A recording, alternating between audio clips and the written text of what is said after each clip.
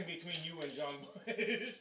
Except for the controllers. Yeah. Dude, stop breaking shit. Alright, so I don't even remember the year. It was not the Sound of White Noise tour. It was the tour after that. Okay. Stomp 442. I believe so, yeah. And they played in Seattle the Ballard Firehouse, right? This is where the washed up metal bands would go to play their shows here in Seattle. Yes. They took out all of the tables in the venue and only served plastic pounders of like Miller High Life and genuine draft. Things that can be thrown and not bust over somebody's head. Right, exactly. So if you know anything about the old Ballard Firehouse, the front of the stage was pretty cool, and they had this little weird side stage deal where like the crowd could like tailor around, and there were three or four steps that like went up to the stage, and literally the bands would have to come out of one room and like cross through crowd to like load gear on and actually get on stage. There was no direct door from behind the stage or a curtain or anything like that.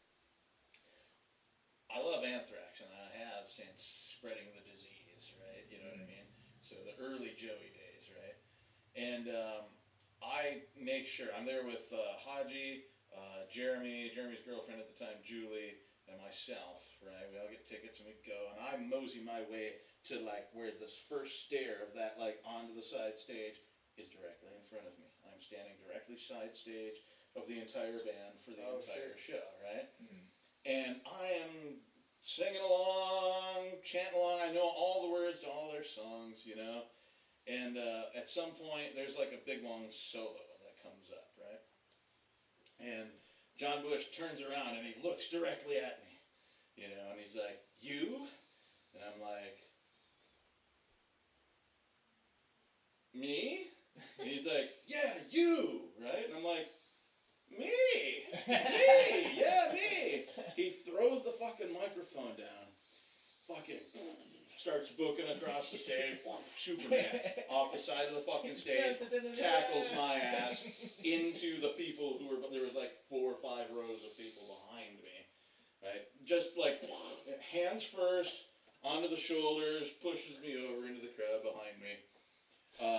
We're swarmed by security guards immediately. I have one on this side, one on this side, picking me up by the arms, all like Jack style, you know. Like, I can't do anything. You know, help me, right? They're dragging me back through the crowd, and there's 2 other guys that grab John, dragging him back up to the stage, you know. And the security guys, while they're doing it, they're like, "Dude, relax, it's cool. You're not in any trouble. We know who it was. We know it wasn't you."